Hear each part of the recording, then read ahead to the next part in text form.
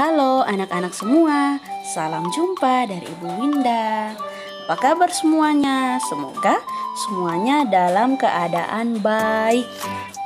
Oke, baik anak-anak, hari ini kita akan memulai pembelajaran bahasa Indonesia dengan tema yang sama, yaitu indahnya kebersamaan. Nah, hari ini anak-anak kita akan belajar sekali lagi bagaimana kita membuat teks rangkuman. Nah, waktu itu kita sudah pelajari bersama mengenai apa yang dimaksud dengan gagasan pokok. Ya anak-anak, nah gagasan pokok itu seperti apa? Anak-anak sudah mempelajari sebelumnya. Nah, sekarang kita masuk pada materi yang berikut, yaitu membuat ringkasan. Membuat ringkasan dengan apa? Membuat ringkasan dengan peta pikiran. Nah, sebelum anak-anak membuat ringkasan, Ibu mau tanya dulu, ada yang masih ingat tidak apa yang dimaksud dengan peta pikiran? Ayo, coba diingat-ingat lagi. Oke, nah peta pikiran itu dibuat dengan tujuan agar anak-anak lebih mudah mengingat apa yang telah anak-anak baca, ya. Poin-poin penting yang sudah dicatat anak-anak dengan tujuan anak-anak lebih mudah mengingat kembali materi atau teks yang sudah anak-anak baca sebelumnya. Nah, sekarang apa yang sudah anak-anak ingat dan tuangkan dalam bentuk peta pikiran, sekarang kita akan menggunakan peta pikiran yang telah anak-anak buat menjadi sebuah ringkasan yang bagus. Nah, caranya seperti apa? Berikut kita simak langkah-langkahnya. Nah, caranya seperti ini ya anak-anak. Ada 7 langkah. Yang pertama, silakan anak-anak baca teks dengan seksama. Yang kedua, gunakan kalimat tanya, adik sam simba, ya. Apa, siapa, mengapa, bagaimana, di mana dan kapan. Kemudian setelah anak-anak menggunakan kalimat tanya, sekarang anak-anak catat hal-hal penting yang anak-anak temukan saat membaca teks. Kemudian setelah itu anak-anak catat hal-hal yang penting. Nah, setelah dicatat, anak-anak kemudian buat peta pikiran. Ya, catat gagasan-gagasan pokok dan gagasan-gagasan pendukung yang ada pada setiap paragraf. Kemudian anak-anak buat ringkasan. Nah, setelah anak-anak buat ringkasan, anak-anak urutkan peristiwa ya sesuai dengan teks yang anak-anak baca sebelumnya. Setelah itu, kalau anak-anak sudah menyusun, anak-anak gunakan kalimat ringkas ya. Dan anak-anak harus ingat, anak-anak tidak boleh menggunakan kalimat atau bahasa yang tidak efektif ya. Harus menggunakan bahasa yang baku. Oke. Nah, kalau anak-anak sudah tahu cara membuat ringkasan seperti apa, sekarang kita akan belajar bersama mengenai kita menemukan gagasan pokok dan gagasan pendukung dalam teks lisan, ya. Sebentar kita akan belajar bersama mengenai melihat saat kita mengamati gambar, kita boleh membuat sebuah cerita dari gambar, dan juga sebentar juga kita akan belajar bersama mengenai cara membuat poster ya. Intinya anak-anak perlu tahu gagasan pokok dan gagasan pendukung dalam teks lisan ya. Nah, teks lisan itu anak-anak perlu ketahui teks lisan itu apa ya. Teks lisan itu adalah teks yang dibacakan. Gagasan pokok dan gagasan pendukung ditemukan dengan cara menyimak. Menyimak artinya apa ya? Menyimak itu artinya mendengarkan dengan saksama hal yang dibacakan atau dibicarakan. Nah, berikut ada sebuah teks. Kemudian di bagian paragraf ini ada satu paragraf ya. Nah, anak-anak bisa lihat dan anak-anak bisa membaca dan melihat di situ. Nah, teks ini dia menceritakan tentang makanan tradisional Indonesia, ya. Nah, dalam paragraf yang pertama dia sudah menyebutkan secara keseluruhan bagian dari inti yang dibahas di situ. Kemudian di situ Ibu sudah taruh ada kalimat utama, ada kalimat penjelas. Nah, anak-anak bisa baca untuk memahaminya. Ibu kasih waktu beberapa menit ya untuk anak-anak baca dan pahami.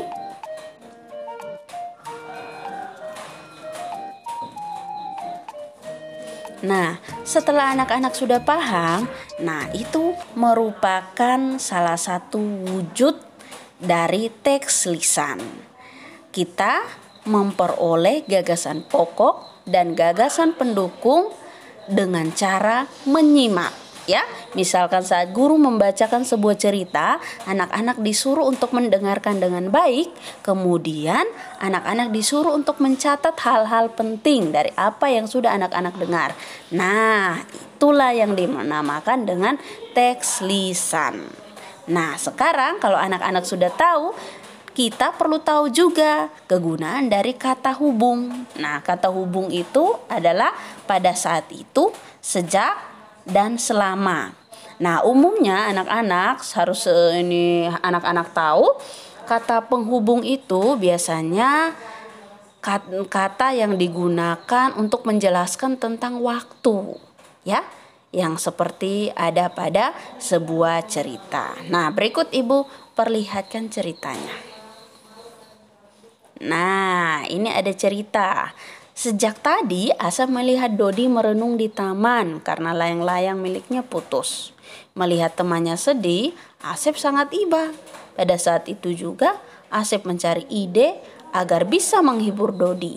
Akhirnya Asep memiliki ide untuk membuat layang-layang dari koran bekas yang menumpuk di rumahnya.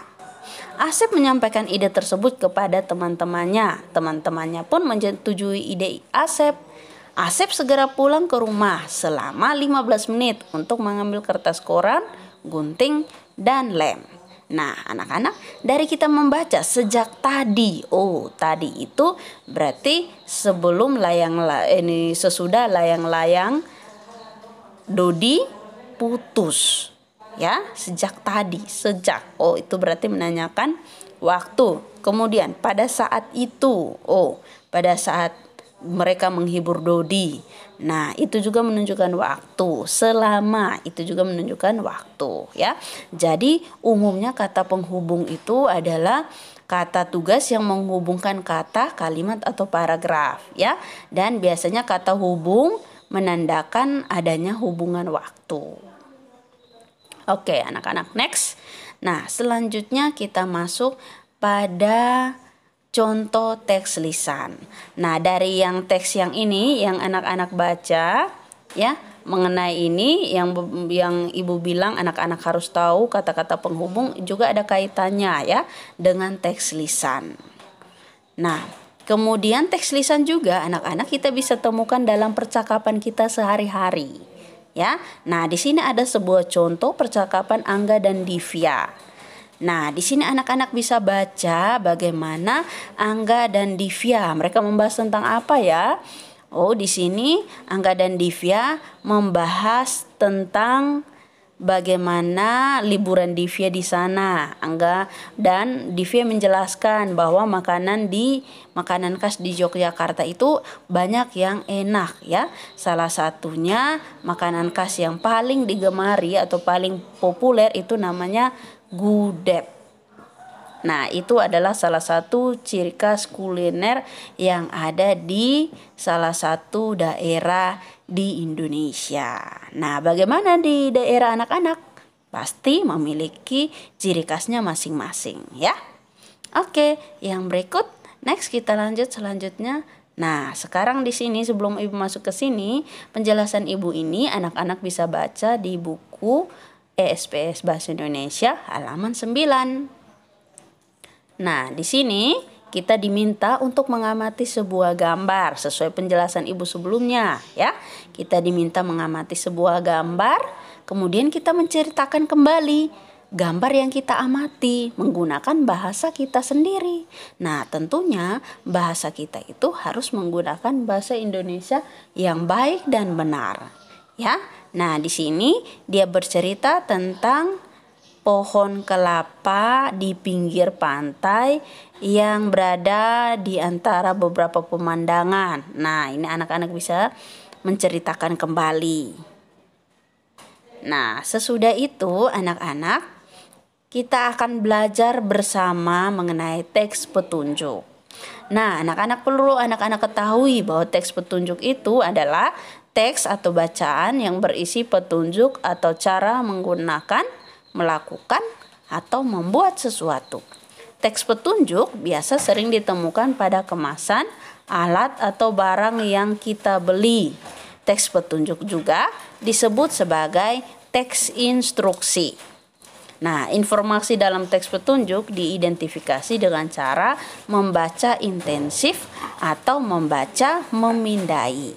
Nah, anak-anak, pernah tidak kalian membeli sebuah snack? Nah, pastinya di kemasan snack tersebut pastinya ada tulis cara penggunaan atau melakukan atau cara membuat. Nah, di situ itulah salah satu contoh dari teks petunjuk, ya. Nah, di sini ada contoh teks petunjuk. Nah, teks petunjuk sini itu adalah cara membuat kincir air dari plastik. Nah, adapun disertai langkah-langkahnya. Nah, langkah-langkah ini yang termasuk di dalam petunjuk, ya. Oke, selanjutnya. Nah, kalau kita sudah tahu teks petunjuk, nah sekarang kita juga harus belajar bagaimana cara membuat poster. Sebelum kita membuat poster juga adalah bentuk teks petunjuk, ya, yang bisa disajikan dalam bentuk poster. Nah, sebelum membuat poster, anak-anak harus tahu juga poster itu adalah apa, ya. Nah, poster adalah karya seni berisi gambar dan kalimat ajakan di atas kertas berukuran besar yang digantung atau ditempel. Poster menggunakan kata-kata singkat, padat dan jelas dan menarik, ya. Nah, kenapa poster harus menggunakan kata-kata singkat, padat, jelas dan menarik, ya? Agar menarik minat pembaca. Penggunaan tulisannya juga harus besar, sesuai tema, dan harus terlihat menarik.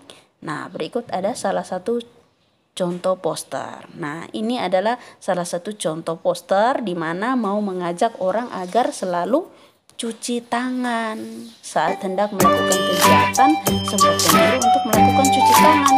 Nah, kalau kita cuci tangan, maka virus akan mendekati kita dan kita akan menjadi sakit. Nah, ini merupakan contoh poster ajakan agar kita rajin mencuci tangan. Oke, baik anak-anak. Mungkin pembelajaran kita sampai di sini. Kita ketemu lagi di minggu depan, ya anak-anak. Bye-bye semuanya. Selamat belajar, semoga menyenangkan.